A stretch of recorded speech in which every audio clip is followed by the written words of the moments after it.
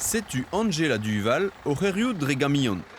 Ur stil difeti zo bet dibabet gant an arzour Bernard San Miguel evit taolenni barzez brodreger. Unan eus an daouzek tuden a zavo kromler Sant Segal. Angela Duval evel skrivagnerez, les evo Glenmore, musicien net. E russon peguer abaoe pell on eus lancet a raktrese, neus e dont dara aben bremañ, mat tre eo. Bloaz var nugen zo emañ izili ar gevredigez kromler o klask euler da gas o raktrez da ben. Tamm vo ouspennet delwennoù 3 metra duel der an tamm, kizelet gant ar zourien ar vro.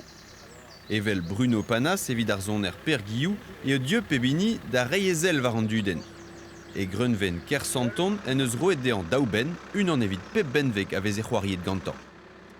Per Guillou zo pot ar zoner bignou zoner bombard an eus zonet kaz ba neurejou an eus diske da sa mod da zonerien yoank de zoni.